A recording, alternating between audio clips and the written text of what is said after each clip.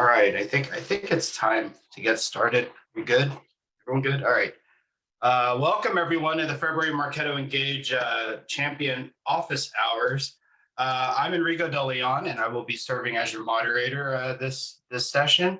I'm the Senior Manager of Marketing Operations at Jama Software, and I'm located in Dallas, Texas. I'll pass it over to Jessica. Thanks, Rico. Hey, everyone, I'm Jessica. I'm the Director of Marketing Operations and Technology at Tebra. I'm located in Bellingham, Washington, just a cool 30 minutes south of the Canadian border. Excited to be here today. Courtny. Hi, guys. I'm Courtny Edwards-Jones. I'm the Marketing Operation Manager at Zuora. I'm actually originally from Texas, but I'm located in Manchester, England. Yeah, I'm really looking forward to today. Miss Andy. Yes, hi, Andy Caron. I actually just got promoted, so SVP of Consulting at Revenue Pulse, and I am based just outside of Chicago.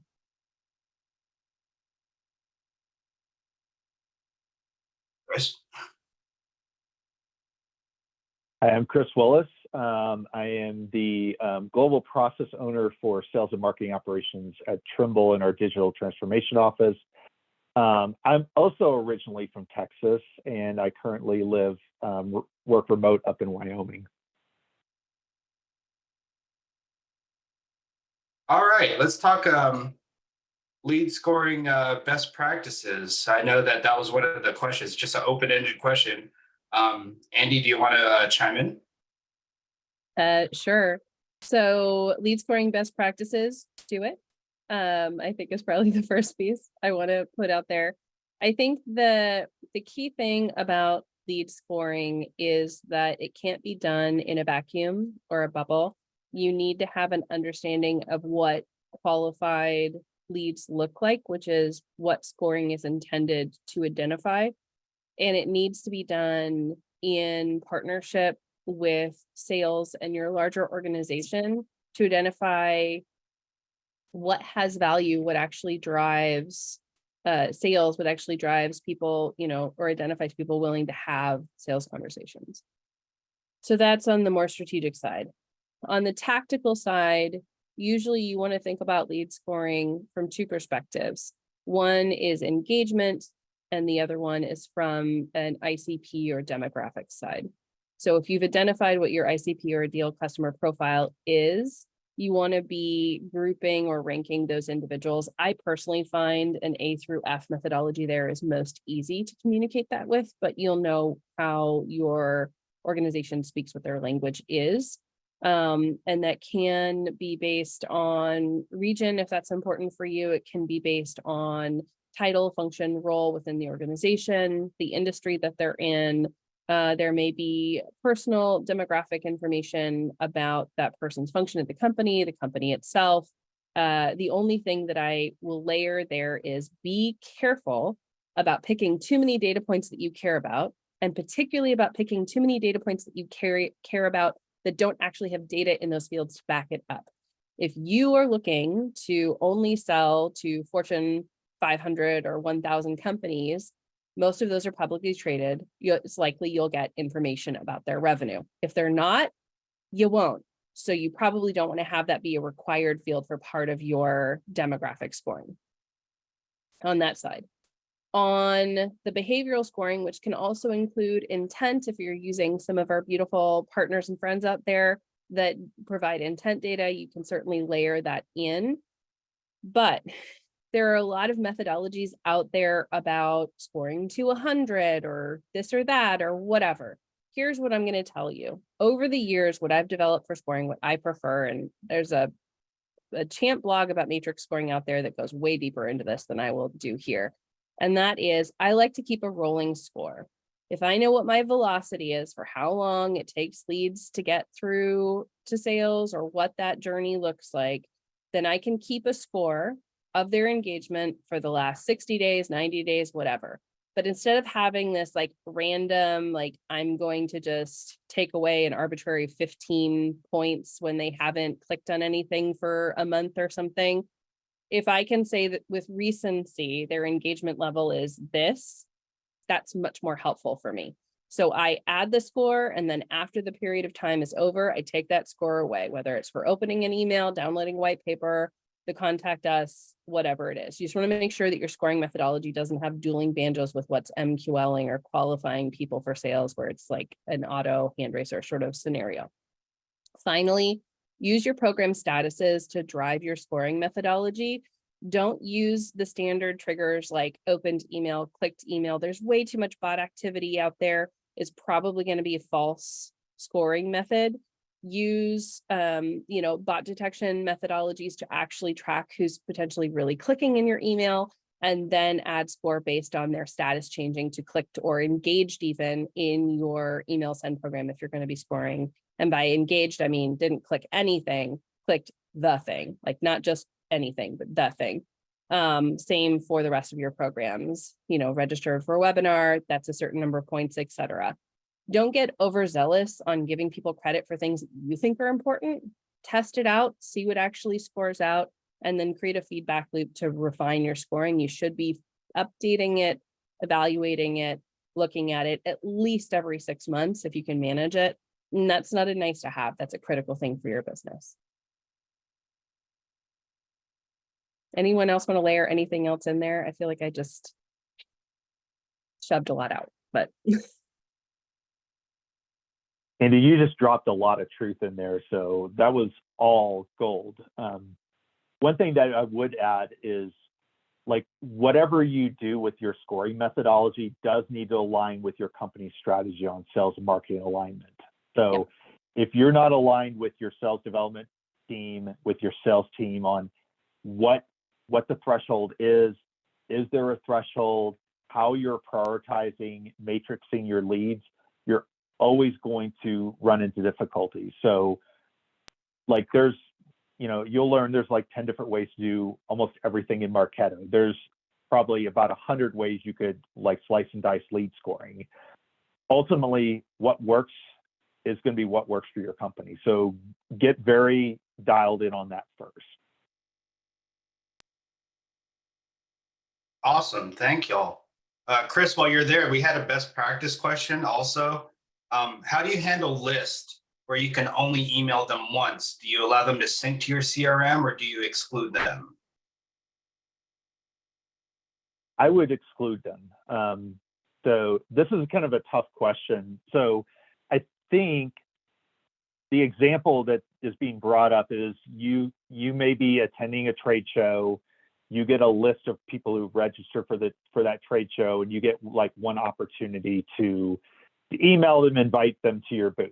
And generally, because of privacy laws, because of things like GDPR, there's restrictions on how you're able to use those lists. Again, respect those contractual agreements. Like you'd want your personal data being, treated with care. Like use their, the personal data that's coming through your trade show vendors with care. So that said, I would definitely not sync them to the CRM, because that's just creating multiple layers where, when you're going to have to delete that data and remove it from your database, you're going to have to go to multiple sources. And so generally what I've done is, if you're able to quarantine them in like another ESP, that would be preferred, because that wouldn't create any, data integrity challenges. You want to try to get people to raise their hand and get people to opt into your database. So if you're able to like use some type of other like ESP tool to send out those emails, so you can just kind of create the list and purge the list, that would be preferable.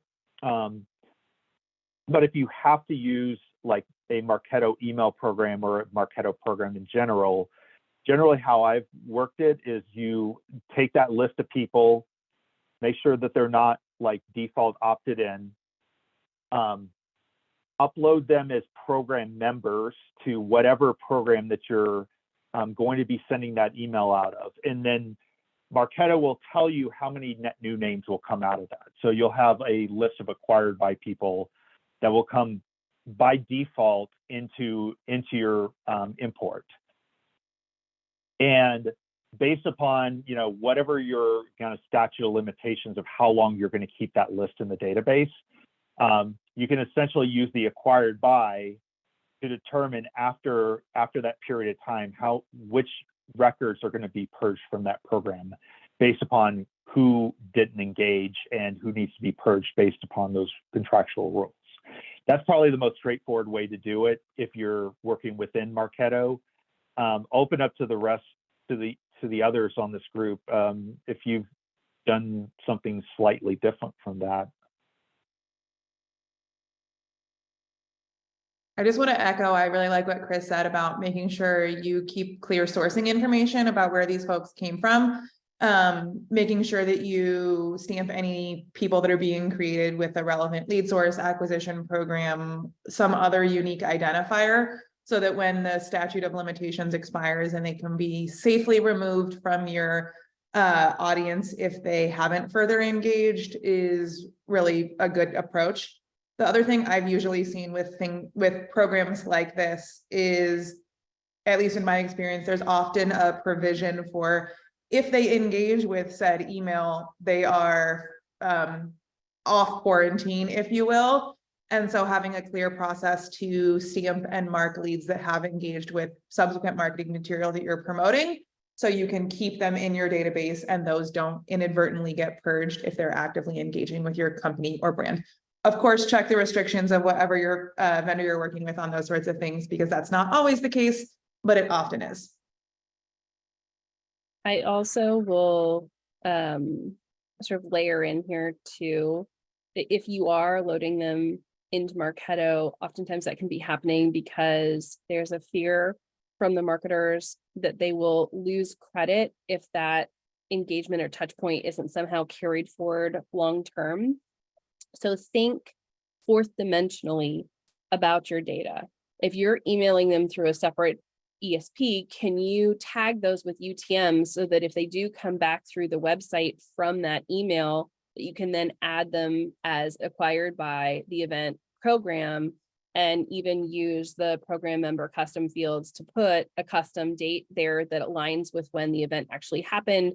So when that passes forward to SFDC or whatever your CRM is, or into your attribution platform, you have an accurate touch date point of, hey, we spent money to be at this event and this came out of that.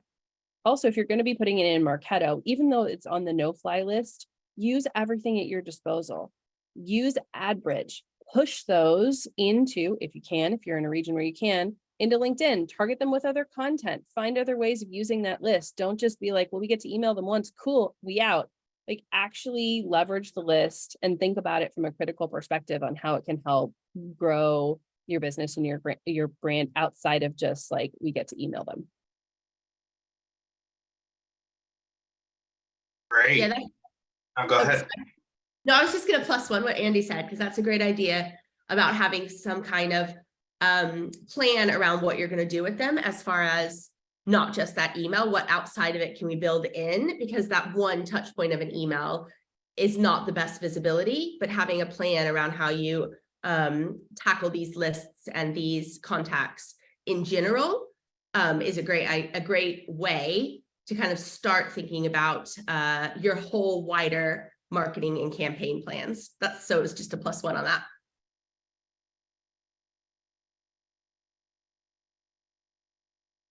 Awesome. In regard to some of that upkeep, a great question came up. It says that their team is doing a Marketo cleanup and they'd like to know how others approach the cleanup of unused fields. Jess, you want to chime in? Yeah. I think, first of all, I want to say kudos, because this is kind of an unsexy thing to do in your Marketo instance, but one of the things that is going to make end marketers, if you have a distributed team using your instance, the most successful, so they don't inadvertently grab a field for a smart list that has no data or outdated data. So first of all, good job. Second of all, I tend to approach this knowing that it's an iterative process, and the first time you do it is the most painful, and then it gets easier from there if you stay on top of your regular upkeep.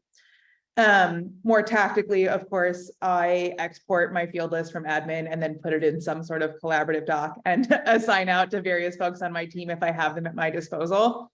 And I focus on two things. One, do I have fields that were previously synced from my CRM that for some reason or another are no longer synced? Maybe they've been removed or deleted. And I usually can tell that by the API name of the field ends in __C, which is the Salesforce code for custom field on most objects. And then if the CRM field map is empty. For me, that's a prime candidate because it's no longer receiving real lifetime data from my CRM. I take a first pass at all my fields, mark those. The other set of fields I tend to mark or flag for deprecation are, is there anything that's synced that isn't used in any assets? And I evaluate those with a critical eye, eventually flagging those for deprecation as well. Once I've done my first pass, this is something that, depending on the scope of your team, the size of your instance and your business, is an awesome candidate for at minimum of yearly review, but at least or more frequently if relevant. My team tends to look at it every 6 months.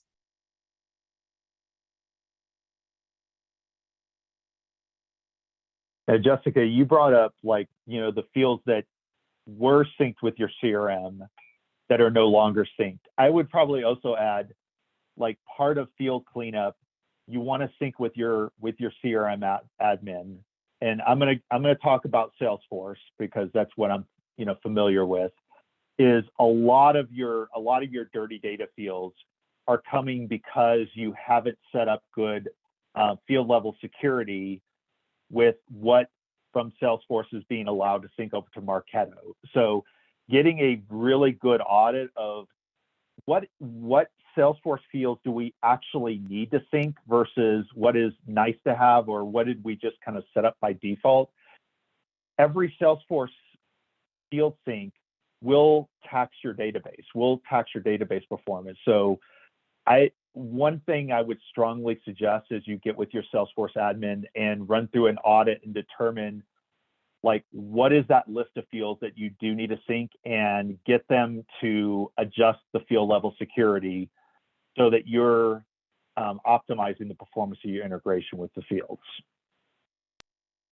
Great suggestion, Chris. No, I think we had quite a few questions about this similar sphere. So I mean, just to tack onto this part of the conversation, when you're thinking about regular data hygiene and best practices in the Marketo instance, Courtny, what are your thoughts regarding that? So I love a bit of data hygiene. I love a bit of standardization, enriching your data, and keeping your instance as clean as you can. Obviously, we can't all do it. It would be amazing if we could start with fresh, clean instances and get everything, crisp and clean how we want it to. But one of my biggest tips is try to enrich and standardize your data with those programs at lead entry point. So from the point that you get them, you're able to make sure that you've got consistent data going in, and that it's able to flow that data into wherever it might be, whether it be your personas, your segmentation, whatever, because it is enriching it and standardizing it in a way that it can be used in later programs. Obviously, if you're coming into an instance and you're inheriting an instance, or you're just working in the instance you have now, you're going to want to run some of those programs on historical data and get everything up to date.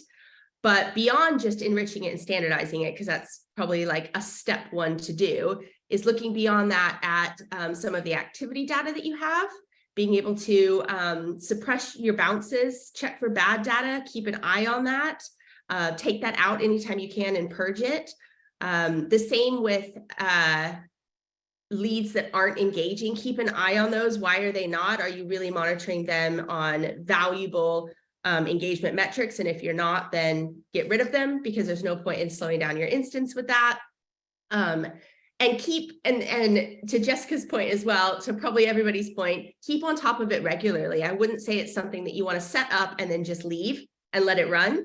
You want to make sure that you're reviewing what those processes are and the governance around them, and are they really having an impact on keeping some of that bad data out and cleansing and keeping your instance hygienic, Or are there tweaks that need to be made because actually it's not as useful as it might have been? So having a cadence in place where you review that with your team, like it isn't always the sexiest, but it can have a major impact. And sometimes it's really fun just to like throw on Netflix, get in your instance and start to look through your programs and make sure they're really flowing the way you want them to.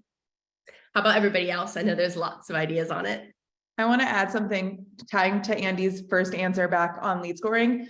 Think about the things that matter for your business and your ICP and focus on those when building data programs and data standardization. I work in healthcare tech, where we work with small SMB physicians in my company. So things that may be important to more traditional B2B like revenue and industry are not important for me, but things that are important for me are like the specialty of the medical practice and things like that. So definitely focus on the core elements of your ICP. I think a good rule of thumb is if you're using it in your demographic lead scoring, it should be something that you are standardizing and keeping clean so that your demographic lead scoring can fire effectively. I always say, start with the data that you know you're going to need end state, whether that's for making decisions, whether that's for reporting, whatever it is. I mean, it all ultimately is toward making decisions, right? And then backfill where you don't have that data so that you're creating the scheme in advance, and anything else you don't need that's just flotsam and jetsam, jettison it. And I don't want to continue to belabor the subject, but you know, what does that mean for deduplication of data or keeping duplicate data from coming in? Chris, do you have any feedback about that? Just don't create duplicates, duh. I mean, sorry, I just like to go to everyone. Put my name. It's that easy. no, it's so easy. I mean, actually, if it was easy, everybody would do it. So I think there's a question that came up in here around like imported lists versus APIs. So there are ways to ensure that you're minimizing the creation of duplicates. So number one, make sure you're using good import practices. You've got, you're auditing your APIs. You're using solid, Marketo-based forms. And to kind of go back to kind of something I mentioned in my, previous answer is understand how data is coming in from your CRM. One thing that I have experienced is the majority of your duplicates and your dirty data are coming because you're not aligned with the people who are creating data in your CRM. Your CRM can create more duplicates than you even think of. So make sure you're keeping on top of that, and you ensure that you're synchronized with your CRM team on data creation, because that's where you're going to see a lot of them. And where you have duplicates, you're going to have to align with your CRM team, because in most organizations, your CRM, whether that's Dynamics or Salesforce.com, is going to be the data owner for a lot of this data. And you're going to need them when you go through a data deduplication exercise.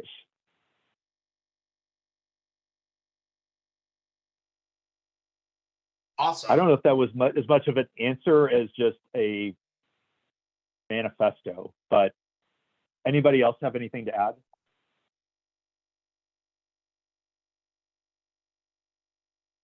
All right. Well, I think we're going to step it up a little bit. We had a pretty complex question. So this question was about tips for troubleshooting integration, specifically like a CRM, like Salesforce.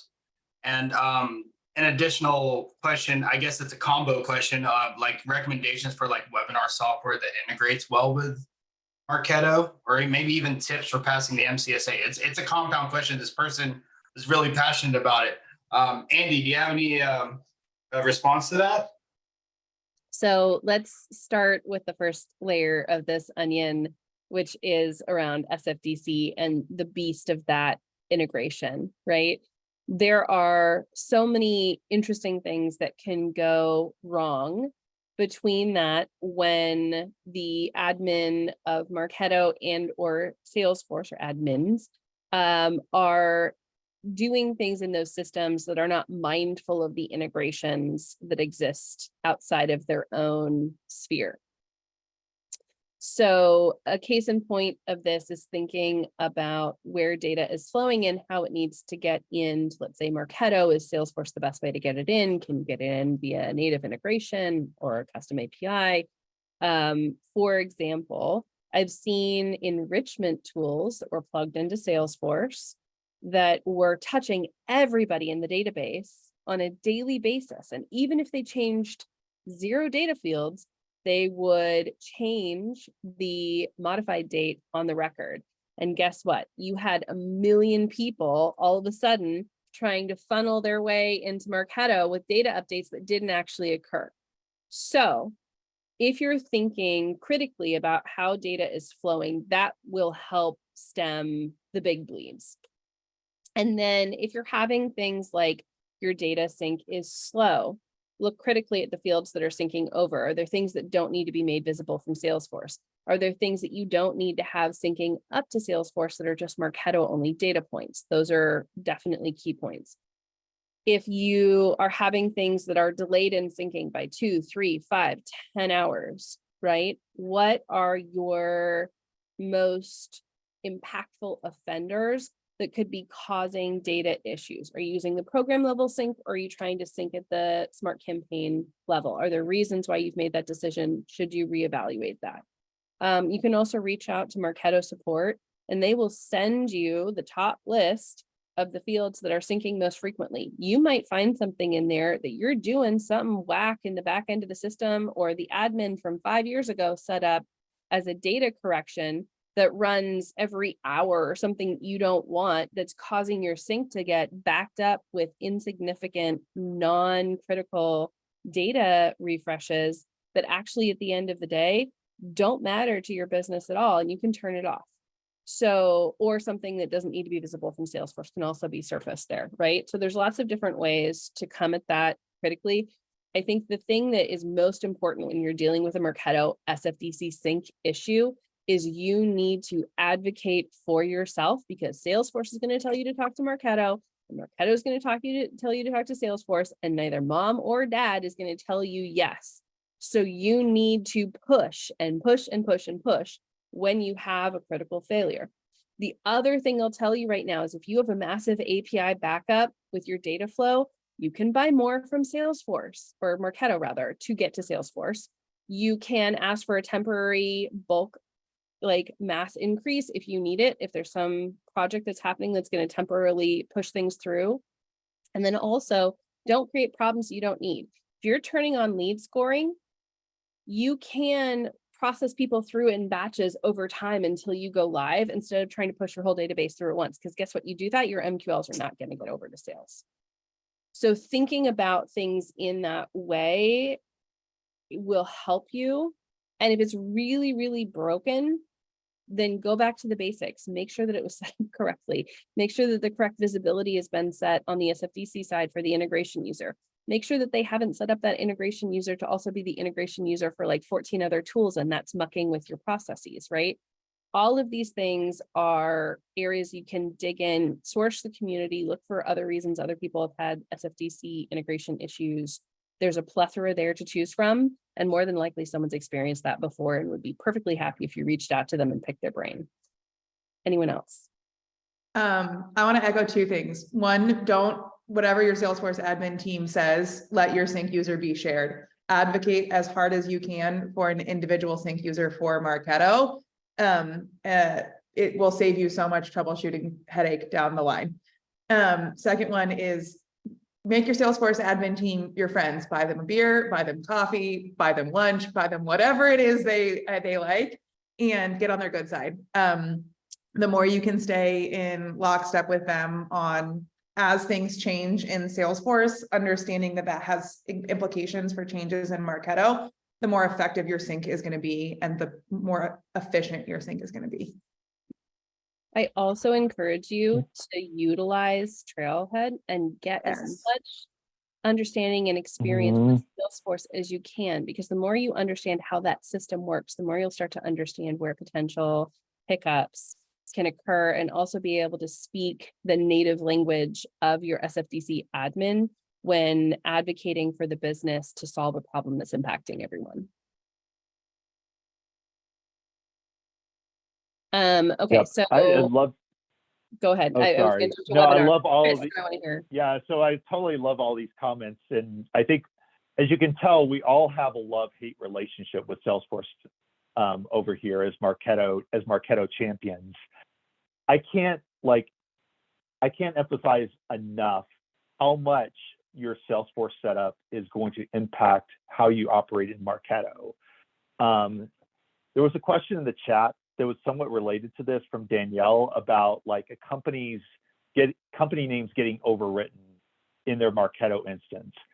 Most likely, when you go to your activity log and you see the data value change event in the activity log, I'm not a betting man, but if I were to bet that this is related to Salesforce, that there is some issue where Salesforce is not allowing an overwrite of that information, and you have bad data in Salesforce on your account object that's coming back. And it's one of those items where, whether that's your data governance, data integrity team, or your Salesforce admin, or a combination of both, where you're trying to update, you're trying to true up your data in Marketo, and Salesforce is just not allowing you because you don't have edit access on the record. That would be the first place I'd look. And that was related to that question. Andy. Okay, so on webinar integrators, there are all different flavors of webinar platforms and different ways that each one integrates or kind of integrates within Marketo. And so what I would say is, as you're evaluating each platform, determine what you need on the webinar platform side and know that you can figure out the integration. But if there are key things that you need to be able to do that the platform cannot do from an integration standpoint, get ahead of that before you pick your vendor. Back in the day, in the Wayback Machine, GoToWebinar actually had the most seamless integration from a Marketo standpoint. Is that the best platform for you to be choosing for your webinars? I'll let you decide. With Zoom webinars, you need to have it set up in such a way so that one person is creating all the webinars in Zoom, because if your whole team is creating them, they won't all sync down into Marketo. So you need to know that in advance and set up your infrastructure correctly to support it. On24 has a very interesting legacy integration that you may still be working with, or the newer version, which has some finickiness. I worked with webinar platforms where, in order for the webinar platform to send the confirmation email, which had the calendar, add to calendar component, which is much more seamless, typically coming from your webinar partner, they had to fill out the platform's form and not Marketo's form, because the way that the integration happened, if they filled out a Marketo form, even though Marketo passed over the registered person tag, the trigger inside the webinar platform to actually send the email was related to them filling out the form, not status changing to registered, essentially, whatever their terminology was for those things. And you literally couldn't do it. So understand what you want the experience to be for your webinar registrants and attendees. Evaluate if the platforms that you're looking at can deliver on that based on the way that you want to be using Marketo and the platform. You're tied to using Marketo forms because that means you can get in UTMs and actually retain those, and they wouldn't be passed back by the platform that you're using. Then that's a non-negotiable, and then go from there. And then there are plenty of people that have integrated multiple webinar platforms into Marketo. So again, go back to the community, put it out there. Who can tell me what about this integration? What do I need to know to get ahead of it? Is there anything I should know right now that's like a critical issue that would mean I wouldn't want to pick this vendor? People will chime in. They definitely will. No, they definitely will. Thanks. Oh, go ahead, Chris. No, one thing because I think you can tell from like Andy's answer, like there are a plethora of like different integration options with webinars. Some integrate very seamlessly, and some, you know, are a little janky. You know, they all have their, you know, all have their costs and benefits. I will put in a little bit of a shameless plug. I'm going to be doing a presentation at Adobe Summit about getting more out of your webinar integrations and your webinar program. So I definitely encourage you to attend that. I'm not going to go any deeper than that, but I think you're going to be really excited about some of the content that we're going to be sharing.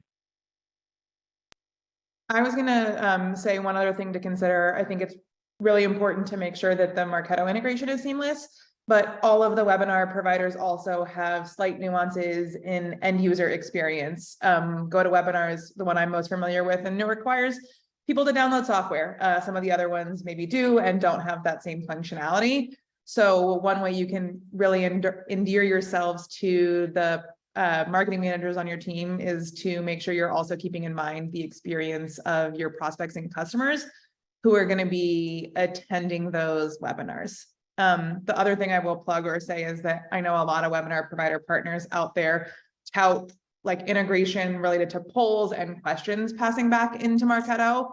And a lot of marketers that I've seen really get excited about that feature, but then don't necessarily have a plan on how to use that data. So make sure you're digging into the use cases for all of the things before you buy bells and whistles that your team may or may not need.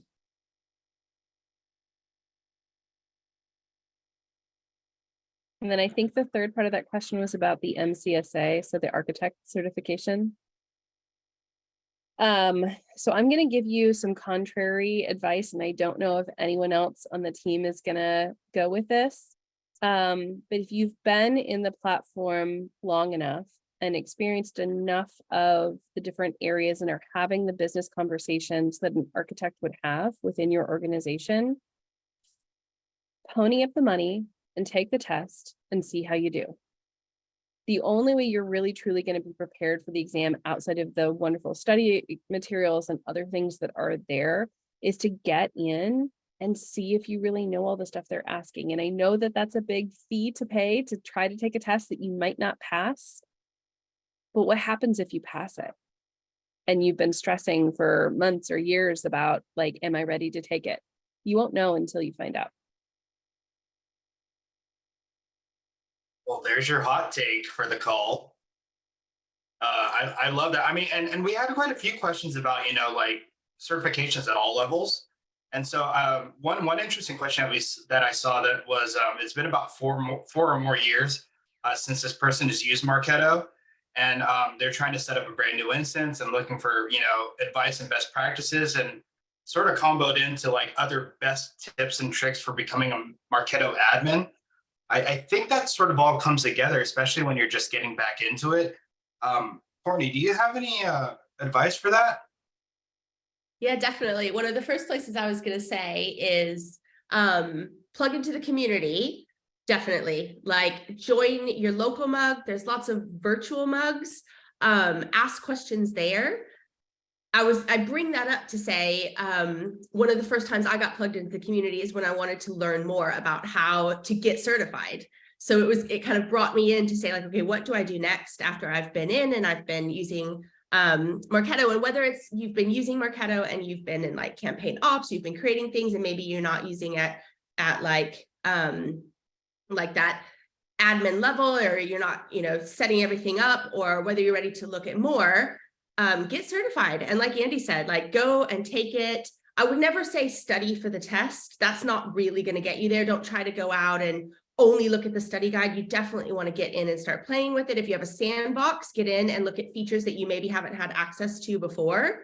And also, and this isn't the sexiest, but if you don't have great documentation around governance and processes, raise your hand and be willing to write that, because there's no other way to learn both how your instance works or how Marketo works than getting in and being able to write out where, like, how the data is flowing, what limits you have, all that kind of stuff. The minute you're writing it down, you're really learning it. And that's really where it's going to get ingrained in you. You're going to learn to live and breathe that instance and Marketo. And then you'll be able to go off and take that test, what level of certification it might be. I'm talking more if you're looking to become, I'm going to say it wrong, MCE, if you're the BPMCE. But yeah, like, definitely. I'm just thinking, Yeah, and join the mugs, virtual mugs. Like you can join mugs that aren't in your area. If you see a topic that comes up that's really interesting, follow some people you know that are really active in the community on LinkedIn, where you can just ask them questions. One thing I absolutely have to say about like my other 4 panelists here, as well as everybody that's champions past as well as now, like people are so willing to dive in and help you with things or answer questions or tell you where to get started. So connect with people in the community, get on Marketing Nation, ask questions. Don't be afraid. There are no dumb questions. Every question you might have, somebody has had before 1,000% whether they're starting this journey or whether they're coming back into it after 4 years away, like you say. Everything's changed. The UI of Marketo has changed in there, right? So you're looking at something completely different when you come back into it. So ask all those questions because we've all had them before, and there'll be people that are able to answer them. Yeah. I saw Andy put in the YouTube information, watching all the videos and different videos on demand, but specifically YouTube. One of my hacks has been to watch it at 1.25 or 1.5 speed, so you could just consume more. So that's a fun way to do it. I got a bit of a fun question. I'm going to make this sort of a round robin amongst the panelists, but what do y'all think is the most underutilized feature, and you think that users in your organization should use more? I already named it earlier, but I'll say it again, and that's AdBridge.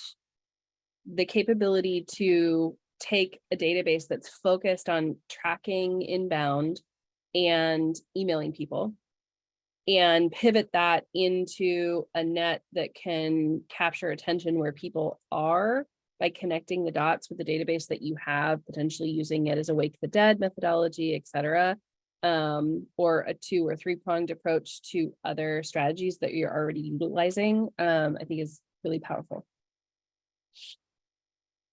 I think mine isn't necessarily what people in my current organization can do more of, but just in general, whenever I talk to people about how they use Marketo in their individual instances, it's looking at efficient ways for scalability. So really utilizing tokens, snippets, recipient time zone when you're sending your emails, making sure that all those ways of cutting down the work and really streamlining are utilized, because it has a bigger impact on both like your level of input, but also like the output that you're getting out of it. It'll really make Marketo work for you. I've got a technical answer and a non-technical answer. So my technical answer is people performance reports. They're hands down my favorite report. Think of them like a smart list on steroids, because you can pull on smart lists as columns, and when doing data management and troubleshooting, they're my #1 favorite secret weapon. By far the report I use the most in Marketo. My second non-technical answer is your MOPS team, which I'm probably preaching to the choir on this panel here. But the more you can integrate yourself into your general marketing org to be brought in early and often when planning things as a strategic partner, the more work and time you'll save your team. And once you start saving them work and time, it becomes second nature to bring you into the conversation. So speak up, advocate for smart solutions, advocate for scalable ways to do things, and advocate for a stepping stone approach to testing new features or functionality. We don't have to jump in the deep end. We can get in the pool using the steps, and it will endear you to your marketing org. Oh, excellent. And I'm going to have to bifurcate answers now as well. So my technical answer is program costs. I think this is one of the things we overlook, and there's a lot of value, especially in revenue reporting, that Marketo just does out of the box that leverages program costs, that I think we, for one reason or another, just overlook. And there's so many powerful metrics that you can get around cost per lead, cost per success, like the financial side of how your programs are performing, that program and period costs give you. The other answer, the feature of Marketo that I think is the most underutilized is the engagement program. Either we don't use it and we just batch and blast out of our instances, or we somewhat use the engagement program like a drip campaign, and we don't think about it strategically as a way to ensure that we're like seamlessly communicating with our audiences in a very efficient manner. I think we either like we'll put it in there and we'll just drip content out of there forever. I've seen that example. Or we have engagement programs that are set up as one-time campaigns that just kind of sit there, and we have to figure out like, how do we archive this? So that would be my answer. I have a bit of a cheat answer for this, only because I feel like you could ask me this question once a week and it will be different every week. So I want to speak to something. I think Sales Insight, if you have it, is an underutilized feature. And I have learned over time, especially working in like a MOPS function, that a lot of times people take it for granted and they'll say, well, we don't have access to Marketo, so we don't know really what's going on. Well, if you have Sales Insight, you could sort of walk them through. And what often happens there is you could utilize that Sales Insight almost as a silent salesman to advocate for the MOPS function at your organization. And people say, oh, so that's what Marketo does. Because again, in some organizations, Marketo is just seen as like an email system. So I like to utilize that. And that's my cheat answer for this question. I do want to touch on a question that came up in the chat. It was an interesting one. If you have several business units and the company constantly adds new business units, will you have one global scoring modal and make changes at the program level, or do you create a modal for each business unit? Does anyone have an idea for that? I can tackle this at least a little bit in the however many minutes we've got left here. So I think the answer to this question for me is going to be to ask an additional question. And that is, do you have your system set up in such a way so that you can differentiate across each of the businesses for the behavior and the programs that are associated against them? Because if you don't have it in your naming convention or in your tags or in some data source, trying to create individual scoring for each one will be nearly impossible inside of Marketo, because how do you track that email open or the webinar registration is for business unit A versus business unit B? Also, if they're constantly adding, how many are we talking about? Are we talking about 50? Are we talking about 15? Are we talking about 500? Like, what does a business unit mean to your business, right? What I would probably do if this was me, especially if there's a likelihood that someone will be in an active buying cycle in multiple business units at the same time, is that I'd be potentially thinking about, A, how does my sales team handle these? Are there different sales teams for each business unit that need to be flagged if they're all trying to own the same lead? What does that look like, right? Obviously, you're asking this because it's very complex. If I was setting this up and I was passing to a single sales team, I would probably be looking at a global scoring methodology that allowed me to flag the first time or repeat times if they're going through nurture cycles that they are generally engaged or in an active buying cycle. And then I would create sub-scoring programs that look at what websites they're visiting, what UTMs they're coming in with, and other things that aren't necessarily dependent on my architectural structure within inside of Marketo, that can identify on a no, low, mid, high engagement scale for the statuses of that program, where they are, and then pass that forward into Salesforce, potentially inside of a set aside section on the lead, contact, or account level that indicates that they are a high on product A, a mid on product B, a no on product C, and so on and so forth. So when the salesperson or people are going in there, they can say, okay, this person's been hot and heavy on these 5 products. And when I'm talking to them about what potentially they want to buy, that at least gives me an indicator of where to start the conversation. If you only have 5 business units and you might have 6 in the next year, you could certainly think about separate scoring models. But then also that means you need to think about separate life cycles that are going to flag off each of those. And that becomes unscalable and difficult to manage. So think about what's manageable for you. How large is your team to support this? And then go from there in building infrastructure that will work for your sales team and also actually be manageable for you to maintain and upkeep so that it stays accurate and is therefore bringing value to the business. Anyone else want to chime in? You're welcome, Carla. I think we might have time for one more question, and there was one other question that wasn't addressed in the chat, and this speaks to sort of the sales stages and the scoring as relating to it. The main issue that was faced is that the company has some content pieces that attributes too high of a score, and leads are going too fast through the funnel. Any thoughts on that question or on that situation?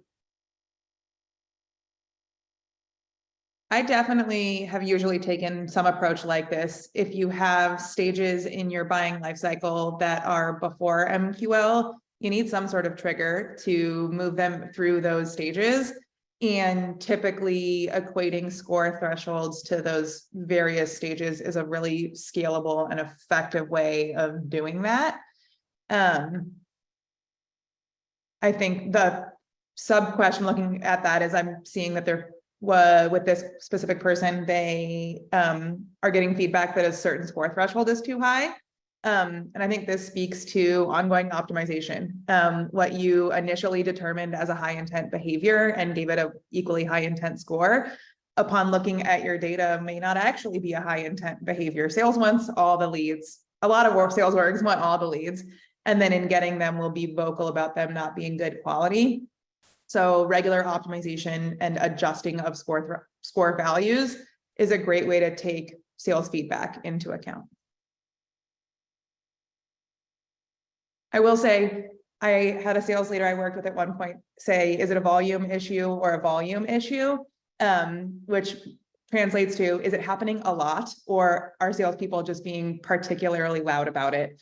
And I think that's a good guiding principle when dealing with sales feedback. I've always told sales teams, we evaluate our scoring model on this basis, quarterly, biannually, what have you, and here's how you can concretely provide feedback. Making sure that they have ways to provide notes and lead statuses or contact statuses to leverage to move something into like a DQ or nurture with appropriate reasons, so you have qualitative data to make your adjustments based off of. I think this is the business case where attribution comes in also, right? Because it's easy for salespeople to get warm and fuzzy about a trade show booth engagement or a particular case study that they're really proud of, but that may not equate to sales. And a lot of people have, especially in maturing organizations, this idea that the life cycle is attribution, like they conflate the two against each other, as opposed to the life cycle literally being who moved what, where, when, how long did it take them to get there, and what was the mathematical conversion from stage A to stage B, so that I can measure against the efficacy of the people that were moving and saying, yes, that was good quality and it converted well, or no, it wasn't.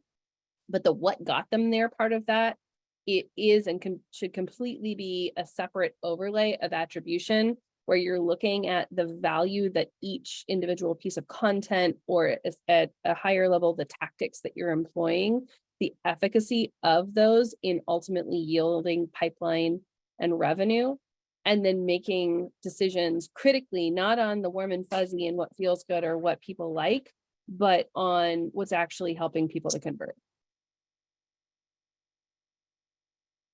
Yep. Hey, and Jessica, I love your volume versus volume comment, because a lot of these cases, it really is, the squeaky wheel, like the salespeople are complaining. Ultimately, you need to have data to back you up, and you need to have conversations based upon like what your lead conversion percentage actually looks like, rather than what such and such sales rep is complaining to their manager. And having those relationships with the sales director so they understand that you're driving decisions based upon data rather than emotion is very important.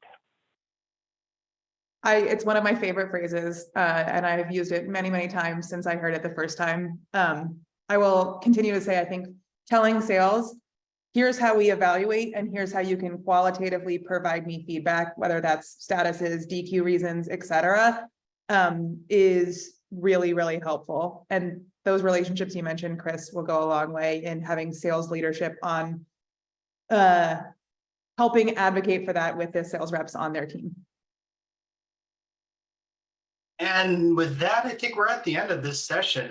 First off, I want to thank all of you for joining this fun office hours. Fun is a very weird word to use, but it could be fun for a lot of us. I also want to thank the champ panelists for their time and effort for answering a lot of these questions. Please be on the lookout for the recording and for the email with the resources. And if a question wasn't answered, just be on the lookout for the next champ office hours, because I'm sure we'll answer it there too. Have a great rest of your day and have a great week.